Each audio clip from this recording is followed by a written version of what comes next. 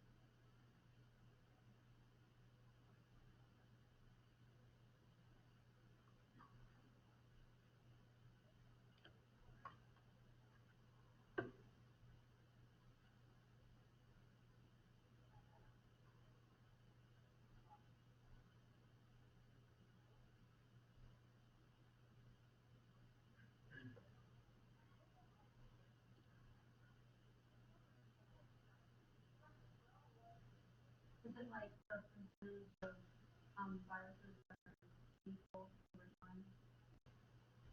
Okay, so we're seeing percentage of viruses that are lethal. Okay, so this is the big key, right? We've got lethality of virus sample and percentage.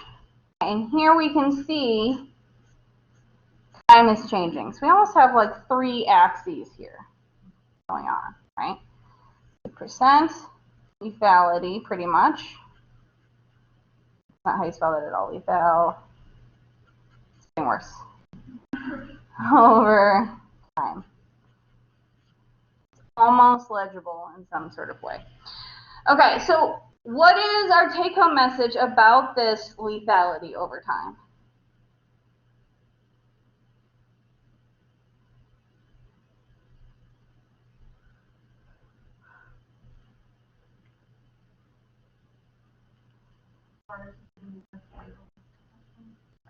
Correct, right? Generally speaking, right, the virus has gotten less lethal for the most part. Right, or at least we're squaring up around this moderate lethality. Why? Right, if we look at the oldest timestamp, which is 1950, okay, we see that this virus started out super deadly, at least based on their ranking scale, right? 1 is very deadly, 5 is not very deadly. Right, so why would you shift from being a super powerful virus to non-murdery? Not very eloquent together, sorry guys.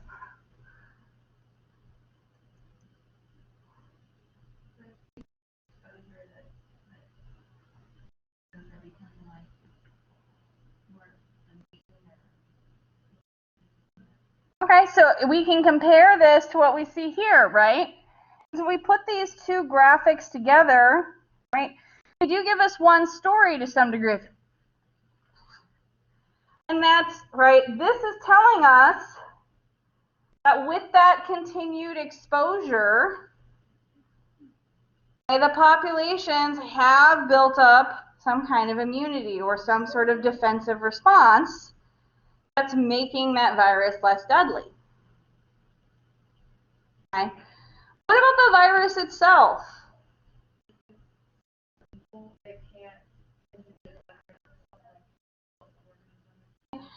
So problematic for the virus, right? Or viruses that are super deadly are also not going to live, right? So there's going to be some evolution on the virus side too to chill out. Because ones that are super deadly are going to kill their host and also die very fast and not be as likely to pass on or have as many generations, because remember, if you kill your host, you die too. Okay? So we'll probably see some evolution from both ends here, okay, to some degree.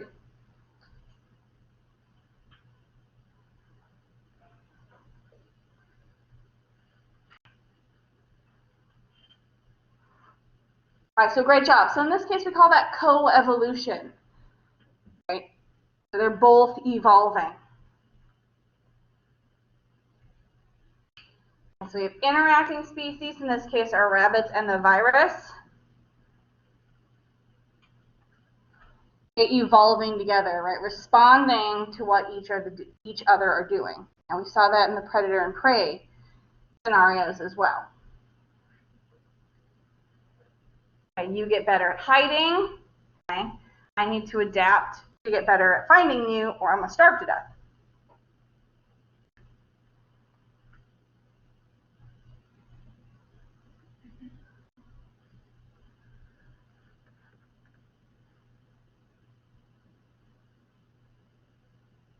Okay, any questions about what we worked through with that?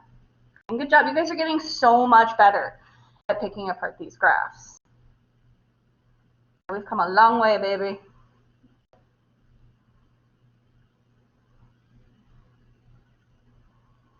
Okay, let's look at this graph then. Let's up the ante. Take a hot second to look at this one.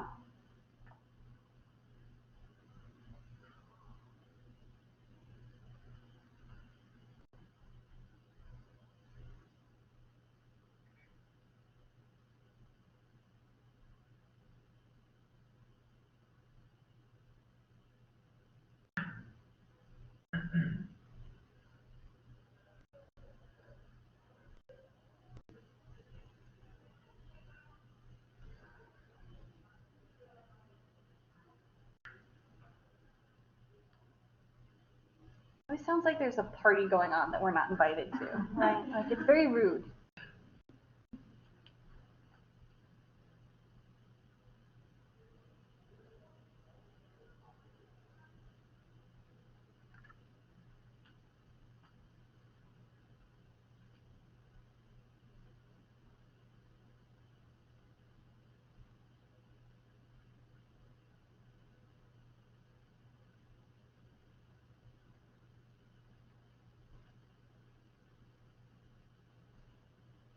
There's a lot of information in this graph, right?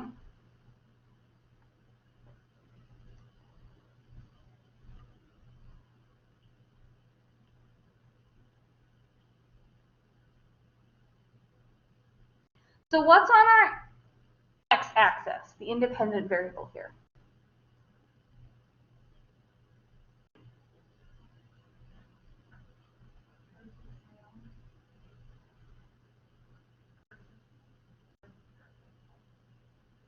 So when we say parasite population, what do we mean?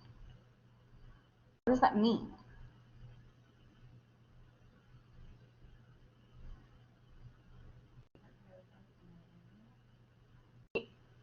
Parasites in an area, right? Good. Pretty much what we mean is the location they're from.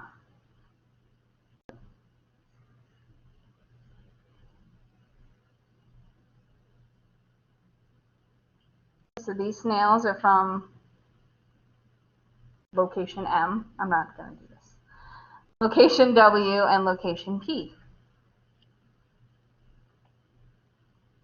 Okay, so these are the parasite's native sites.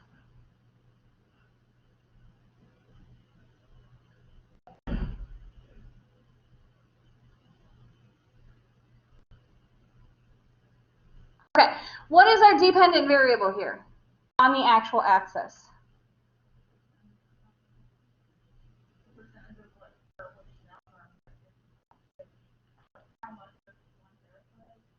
Good. So we're just looking at how many snails can we infect, right, in percents here. So how likely is it that you infect a snail?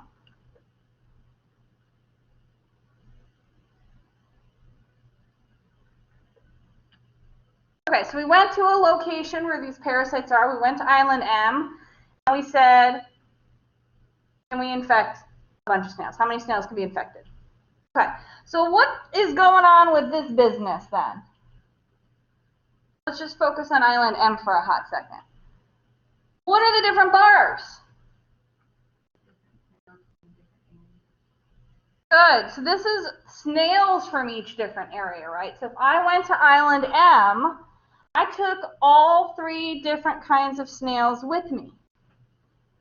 So I have snails from island M, snails from island W, I have no idea if these are actually islands, and snails from island P.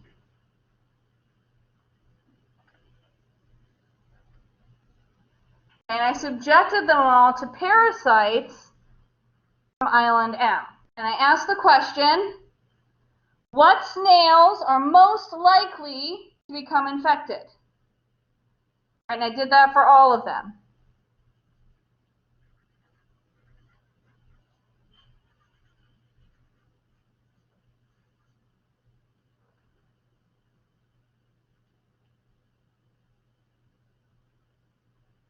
Okay, so everybody see what information is provided for us?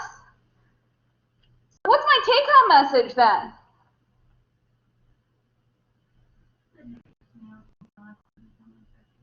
Our native snails are more likely to be infected.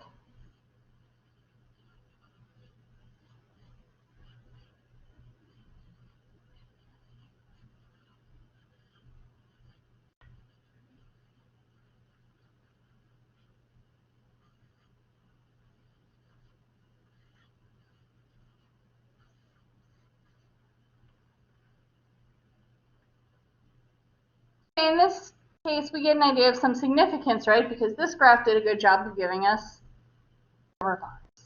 We like error bars, right? Why might that be?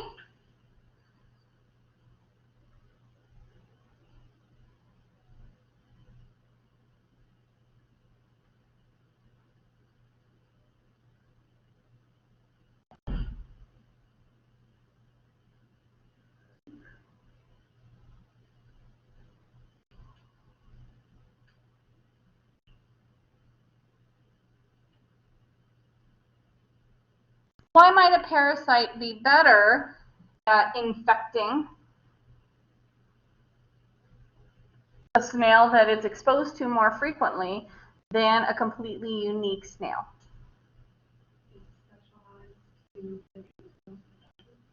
Good, exactly. Right? These parasites are more specialized or more adapted to these local snail defenses. Right, dead on.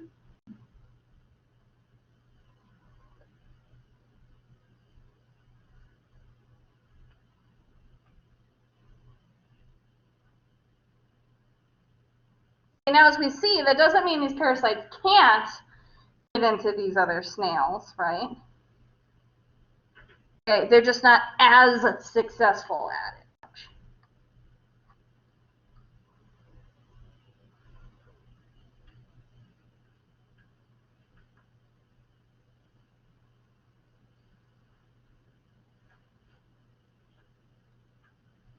All right, great job. All right, so let's talk about parasites' effect on population growth and dynamics now. Okay. Very simply, and probably not surprisingly, given that we know from our rabbit example, right, that parasites very generally can kill. Okay. Parasites can reduce survival, okay, but depending on what kind of infection you have and what the overall effect on the host health is. Parasites can also affect growth rates, so how much energy you can invest on your actual somatic growth, or in birth rates, as they affect the actual amount of reproduction, right, the fecundity of a population, right, as you affect the amount of health that you can put into actually creating, right, or going into actual reproduction that year, or the health of the actual offspring. Am I actually able to provide energy to rearing those offspring, or providing healthy larvae, okay, that are likely to survive their first year? Okay. A heavy parasite load is going to reduce the chances of all of those things from happening.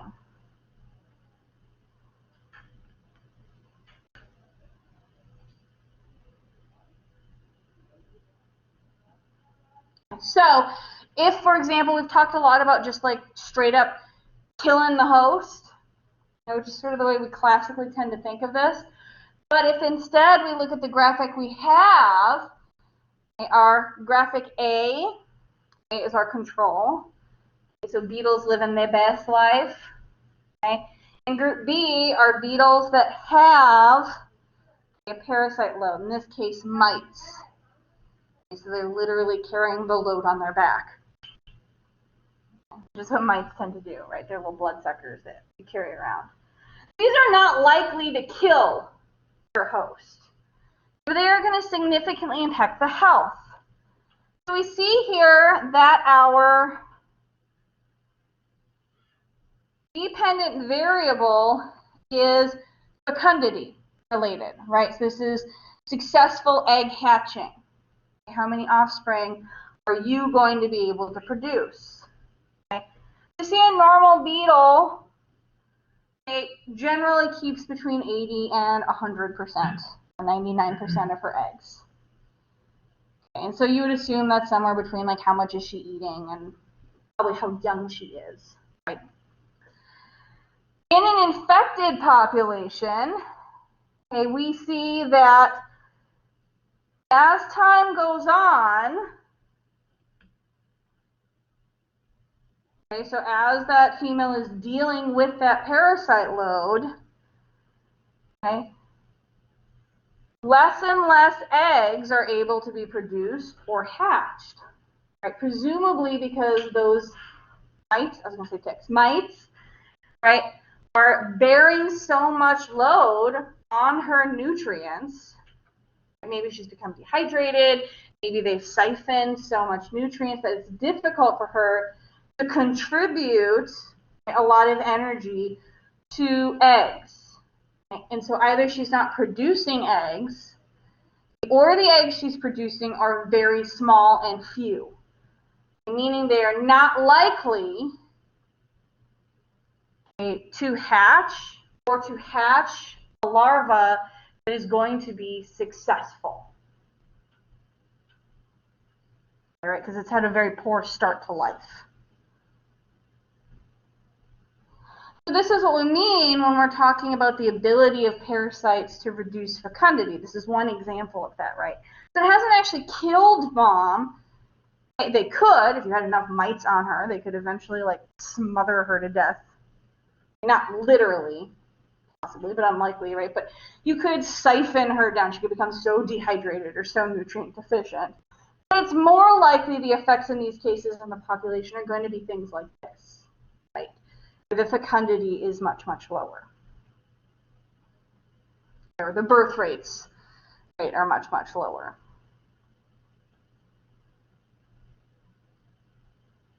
Any questions about this? nifty business. Okay, so one other thing I want to talk about, and is very important, just like every year I teach this, there's always something really important that comes up, is looking at transmission.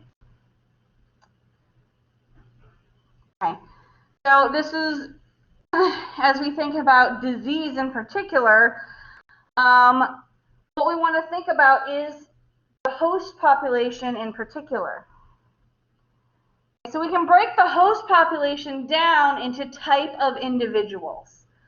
There's basically 3 types of individuals within a group. Okay? Normally, although we know, for example, with COVID that this third group is maybe a little loose. Okay? So you have susceptible individuals, aka individuals that can get the disease, infected individuals, okay? Individuals that can pick up that parasite, or have picked up that parasite, or currently have that load, okay? And individuals that have recovered, are now well, no longer infected, and have returned to full health, okay? And are now immune. Okay, now this immune piece is really key, because if you think about something like the common cold, right, or many bacterial infections, you can recover but not be immune from that, right? So you just get put back in the susceptible pool. Right, now, if you think about something like measles, okay, when you recover or if you're vaccinated, right, you are in the immune pool. You can't get those things twice. Okay, so you really need to make sure you understand the difference between R and S. And this has been that big conversation around the coronavirus, is we're not sure if everybody that recovers from that is immune or not, right? This comes from inventing the wheel sort of as we discover it. Okay, so as we think about what makes an individual susceptible, right, we know, like certainly if we think about human populations, but this works for all populations, the susceptibility is not equal, okay, among populations and within populations. So we can think of things like age, for example, affects likelihood of infection. Okay, being very, very young, for example, or very, very old can increase the likelihood. Although if we think about something like the Spanish flu, for example, okay, being middle-aged, being in your 20s actually made you more likely to get that. So age in general, depending on what's being transferred around, can affect your likelihood of getting it. Other things that matter, okay, this is a phrase we all probably know pretty well now, is latent period. The latent period is a delay. Okay. Strep is kind of like this too. When you first get infected, it's too early to actually spread the disease. Okay. Usually very, very early on, maybe 24 to 48 hours in most cases when we're talking about human illnesses. It usually just means the viral load is too small in your body to actually pass on. This is not the 14-day quarantine period, right? To be very clear here. Okay?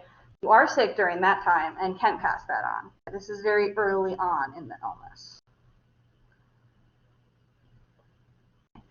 You can also think of unusual ways that you can transmit an illness. So we usually think of person to person, bird to bird. Okay. There are transmission types like vertical transmission, a mother to newborn. And that's usually done via cuddling, via breast milk. It can be done during the birth process. There's a lot of fluid exchange involved in all of this. It's inadvertent. It's very difficult to control. And this has been a big conversation around COVID, right? If mom has corona when she's pregnant, very difficult, right, to deal with that. Right? And newborns, of course, are extraordinarily susceptible.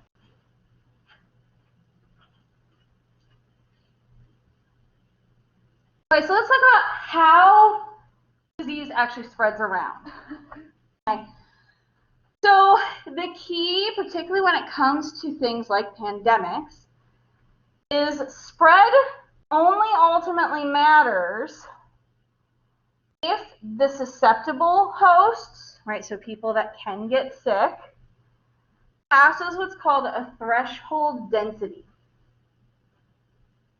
So let's look at how we figure that out. If we look at our equation we have down here, we have several new pieces. So we still have our S. Okay, so this is our susceptible individuals. And we still have I, which is appearing here twice, but this still means the same thing, right? This is the infected individuals, right? People that are already sick.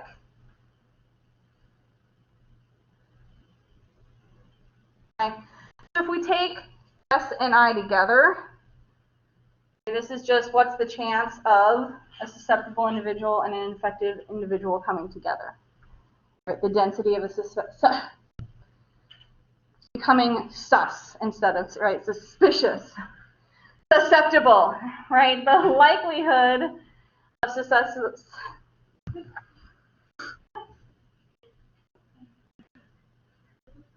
Friday is just too hard. Okay, so if we take the density of these two things, right, you're really asking what's the likelihood of them encountering each other. Because we're looking at two dense numbers. What's the probability of nope, it's not coming out. S and I, we're just quitting. We're quitting while we're ahead. Okay, so our big key here then is these two terms, right? So our beta term is one then that we need to calculate usually, or we're given. And this is one thing we figure out through time. And it's unique to each disease. Okay, so this is called the transmission coefficient, or each parasite. Right? How effectively can that disease spread? How easy is it to get from one host to the next? So fleas have a pretty high transmission coefficient, right? Because they can jump very far. Okay, so if we think about this from a disease standpoint, right, ones that are limited to needing to be transmitted, right, fluid to fluid, have lower transmission coefficients, okay, than diseases that can also be passed by an airborne pathogen, right? So the more ways that you can be transmitted, the higher your transmission coefficient.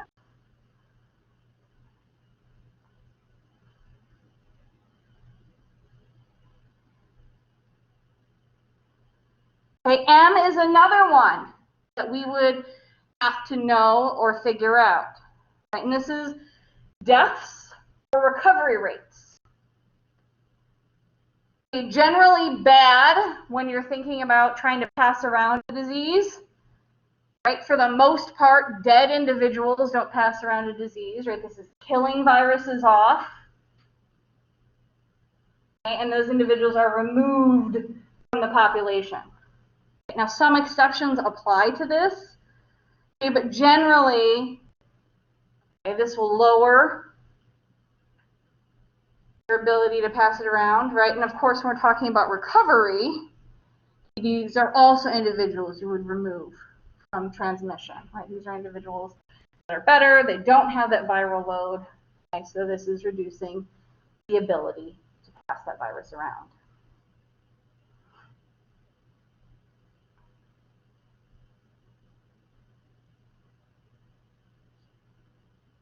So what ends up really mattering here is thinking about what the effect is as we alter some of these pieces. So if, for example,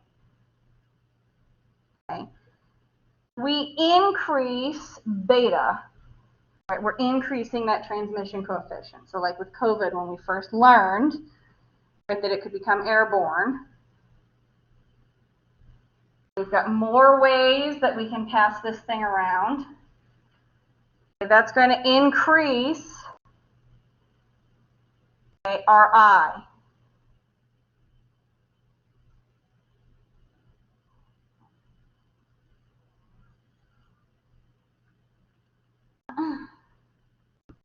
The likelihood that you can get infected goes up. And that makes sense, right? It's easier to get it, you're more likely to become infected. Okay. Conversely,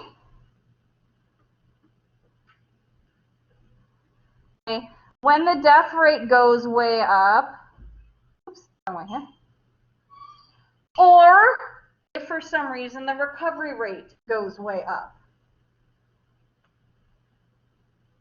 Right, so people are getting way better, or you end up with things like vaccines. If it's keeping that recovery rate very high, okay, this is going to decrease RMs. Or RIs, sorry. Because you're minusing a very large number here.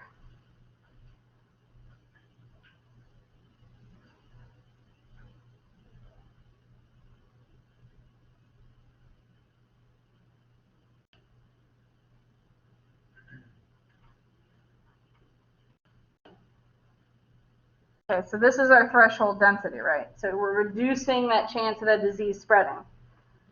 Beta goes up. This is a big number. This goes up. If M goes up, this is a big number, so this goes down.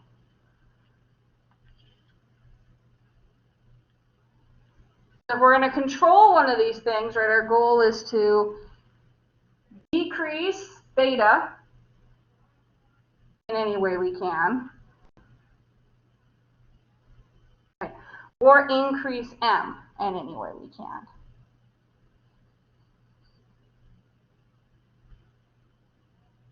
Make sense? So let's look at how we can do that. Oh, that's right. So let's look at an example. So diseases spread when the left hand of this equation, so this is our critical threshold,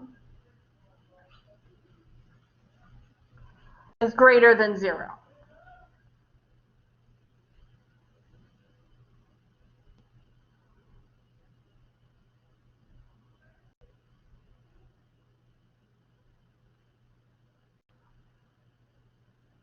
So like I said, the real key here is anything that makes this portion of the equation large,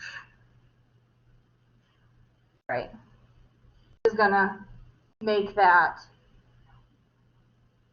critical threshold large.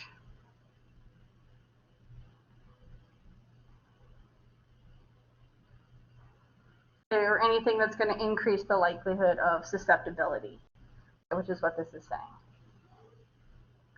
Remember, S is susceptibles.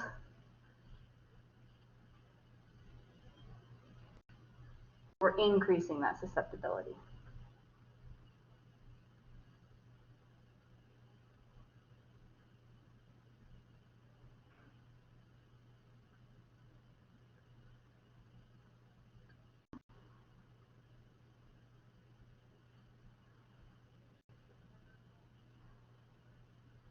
Okay, so what leads us to the question is, how can we reduce susceptibility, right? How can we control that? How can we increase recovery rate or reduce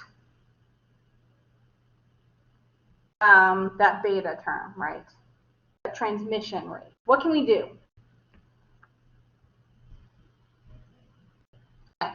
So there's a number of ways that we can do that, okay? And it really depends on what we're talking about. Okay, so density matters.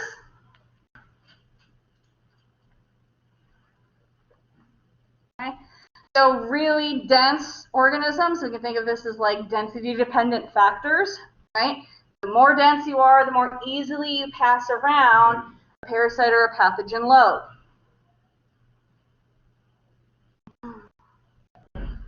So with organisms, you can manually do what's called culling, which is removing organisms from the population. Right, so they're just talking about doing this, what is it, in Denmark now, with that mink population they found with the mutated version of COVID. Right, they're just going to cull a whole bunch of mink, okay, remove them, literally kill them, right, to try to prevent that from spreading around. Okay. You can also do this. We technically are doing a version of this now with a not murdery kind. You just stay apart. Okay, stay away from each other, and you're less likely to pass that on. Okay. The other way we tend to do this, right, is vaccinations, of course. Okay, so do something to increase that M, okay, increase that recovery rate, keep that nice and high, and create some kind of immunity.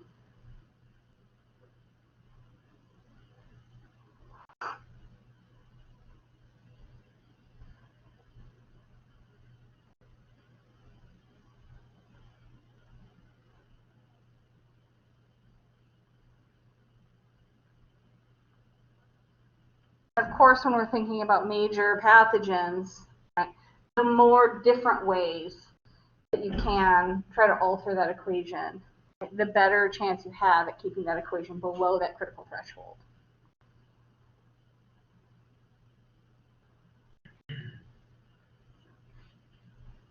Any questions about that? Okay, let's scale this up then and look at how communities can be affected by parasites. So we're looking at multi-species interactions. All right, so we already know this first bullet, right, that host performance can be altered, right, by somatic growth rates, by fecundity, by literal death. Okay, so we can really alter a single species. And by altering a single species, then that you can alter interactions of species. Or taking a species out of play, making it less competitive. Okay. And as we'll see, right, this can even change the actual environment too. Okay, altering species that would maybe dig soil or not dig soil, right, replace nutrients, cycle nutrients. Okay. As I mentioned, right, they can affect outcomes. So if you have a parasite load in an organism that's very competitive, that organism is less likely to be competitive. If you have a parasite load and a prey, that prey is less likely to be successful at escaping a predator. Okay? Or the predator may be less able to successfully catch their prey. Okay? So parasites generally, right, speak bad news for whatever species that they're in. And that's not only going to affect those organisms within their own population, but it's going to affect the way that that organism interacts in the space around it. Right? And it's going to continue to have negative impacts.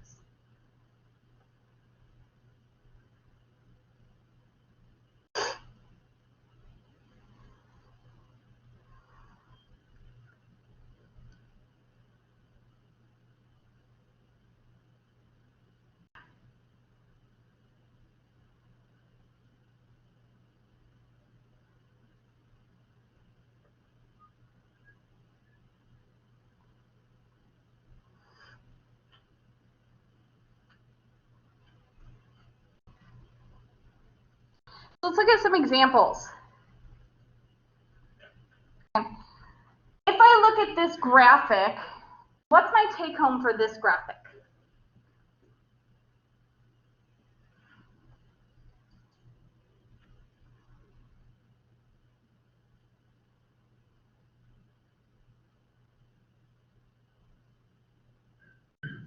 Besides confusum is a great bug name.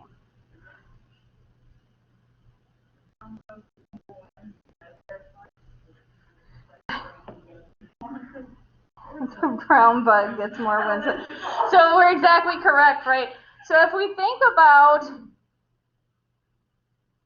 with and without parasites, right, our brown bug is normally a hashtag winner. They're normally more competitive. Okay, so it's out competing our green bug on a regular day. But if we load them up, both of them, with parasites, okay, our brown bug does really poorly under parasite loads and becomes significantly, right, less competitive. Please tell me I was recording this. Becomes significantly less competitive and is outcompeted to the green bug, who now ends up with an edge or an advantage. Okay, so the parasites here have literally flipped the script on this species interaction, right? Flipped this community on its head just by showing up.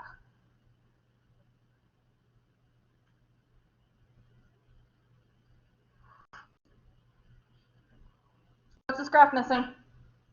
Error bars. Shame.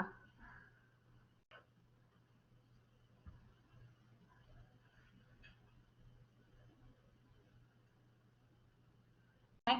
So remember, our big key here is, right, having these predators around is altering the competition. And it may be for food, it could be for housing, right? This is basic fitness advantages here. It could even be altering, I don't know what exactly this is altering, right? But it could even be altering who's more likely to be eaten. This could be serious bad news for our brown beetle.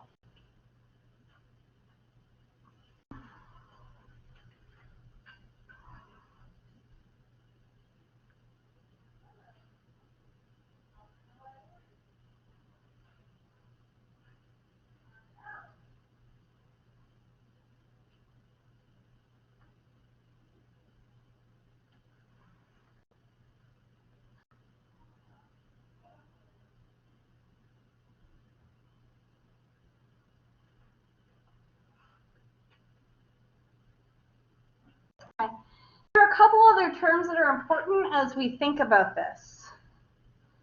So there are a lot of interacting factors that occur here. So if we think about things like disease vectors,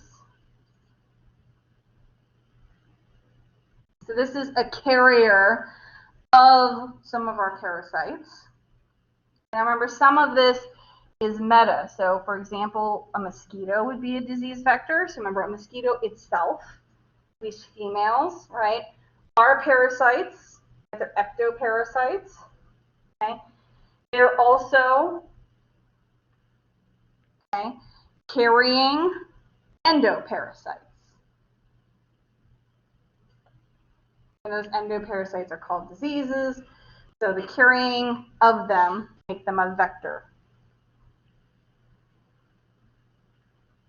West Nile, malaria, Zika, all those diseases are being carried around by mosquitoes.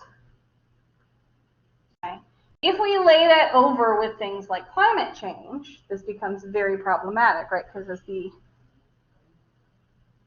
habitat for mosquitoes expand, right? Mosquitoes tend to like warm, moist weather. Okay. As that moves northern, okay, the mosquito populations move northward, and so do the diseases.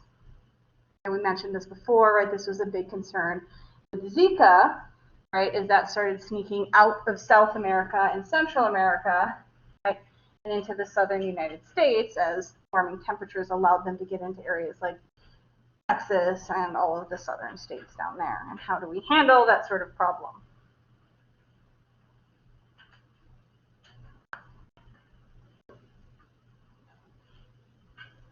Okay, we are a little bit behind. I'm not really super surprised given the trouble that we've had this semester. So I will look at the deadlines that we have for the Red Queen and make sure that that's appropriate. I'll introduce that project on Monday. So don't spend the weekend stressing about it. Giving us to stress about, that's not going to be it this weekend. Okay. So October looks like it's going to have some beautiful weather. October. Let's not go back in time. How about that? November looks like it's going to have some beautiful weather.